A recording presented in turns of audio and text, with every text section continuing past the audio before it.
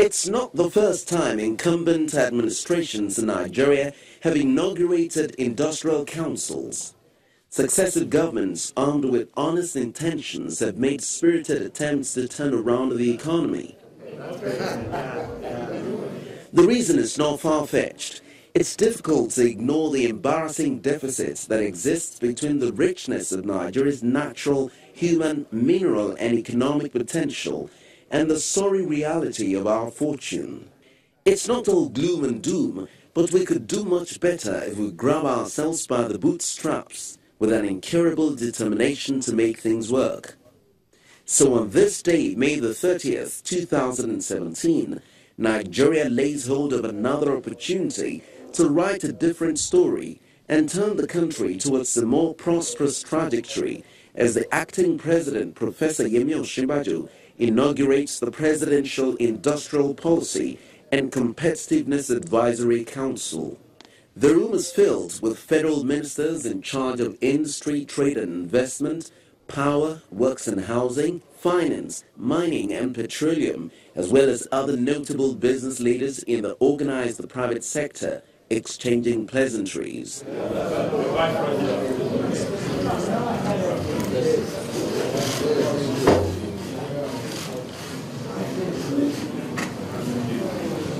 Once the acting president steps in, the inaugural meeting kicks off with the Minister of Industry, Trade and Investment, Dr. Okechukwu Enelama, providing an overview and philosophy behind the council.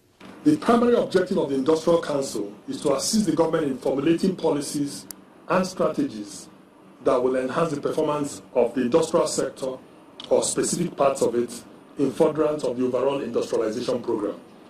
As we know, this is also a key priority of the economic recovery and growth plan. In fact, whether it's the 4 or 5 priorities of the plan, food and agriculture, sufficiency in food and agriculture, power and fuel, industrialization, transportation, and the other sectors of the economy, including services, all require some kind of large-scale partnership between the private sector and the government, and it requires some kind of mechanism for doing it. And we believe that this Industrial Council can play a very important role. After laying the foundation for the council, the minister establishes the terms of reference. Specifically, the council will provide the private sector with a channel to formally express their views about policies that affect industry and have those views incorporated in the formulation of or alteration of policies. The council will also provide a platform for the government to obtain feedback on the impact of industrial and economic policies and improve its speed in responding to changing market conditions, since you are the ones that are very much in the market. It's also expected to establish the private sector as a leading partner of government to drive industrialization in the country. One of the objectives is also to provide a transparent platform for determining the rules governing the implementation of government interventions, thus reducing the importance of patronage and the need for individualistic actions and interventions on the government's part. And then finally, the council will provide the government with a mechanism to instill confidence among investors that policies will not be altered without appropriate consultation and support from the private sector. Provide input to the formulation of sectoral and industrial policy and government interventions aimed at enhancing the performance of the Nigerian industrial sector. To provide feedback on government policies and programs that affect the industrial sector. Leading up to discussions on the industrialization priorities of the Nigerian economy, the President, Dangote Group, Alhaji Aliko Dangote, and Vice Chairman of the Council from the private sector side, in his remarks, touches on some issues relating to land acquisition and tax incentives, amongst others. Some of these constraints include, but not limited to, 1, poor infrastructure, which is especially energy and transportation, inconsistency in government policies, which are disincentives to investments. Example, on the ongoing review of pioneer status and tax incentives to some sectors. Number 3, challenges in the land acquisition and community restiveness, which can be very disruptive and sometimes very violent. And I think we need to, we need to get our governors involved Your Excellency, so that at least we can make a major trajectory in the agricultural sector. Disproportionate focus on the attraction of foreign direct investments to the detriment of the local investors. Even though the country is not globally competitive and has in the recent past been unable to attract significant FDI into the industrial sector. The fifth one is negative and uninformed perceptions of successful local investors, some of whom are presently here with us. Your Excellency, the men and women from the private sector who are here with you today, and several others who are not here, have already shown commitment to the Nigerian economy through their existing investments. They have worked hard and accomplished much under very difficult circumstances.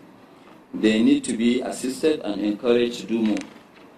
Existing players in the industry, in the industrial sector, are the low-hanging fruits that we have, and with a bit more support, they can unlock investments to pump up the output, complete the ongoing projects, and commence new projects. As a small, medium, and large-scale industries expand and grow, they will create momentum that will generate the interest of credible foreign investors. Normally, in most economies, Your Excellency, foreign investors, they don't really need to be invited if the local ones are very vibrant. What normally invites foreign investors are the success of the local investors. So we must make sure that we call in people and encourage them and make sure that they invest so that their investment will attract those foreign investors. Finally, may I humbly suggest that for the Council to be impactful, it is vital that each of its priority areas be implemented using project teams with participation from the public and private sectors. On behalf of all the private sector members on this Council, I express our gratitude to His Excellency, Professor Yemi Osinbajo, GCON, for the opportunity to serve and also reaffirm our unwavering commitment to play our part in jumpstarting Nigeria's transition to the status of a new industrialized nation and fully diversified economy. Also, the alternate vice chairman from the private sector and chairman of ANAP Business Jets, Arturo Peterside, further breaks it down to two essentials. And we know that two things have to be done. One, encourage existing players, and two, create an enabling environment where we can get many more new players from within and also from without. We also know that in terms of demographics, most of those playing in the industrial sector are on the wrong side of 50, age-wise, because all our youth below 50s, and the evidence shows the bulk of them were entrepreneurs, have gravitated towards the service sector. There's a reason why they're all in the service sector, because they're able to surmount the hurdles in the service sector, but are completely unable to surmount the hurdles on the industrial side. So that's why I say that our task is to make it possible for existing players to grow and expand, and to eliminate the barriers that have kept out the youth from taking part in this sector.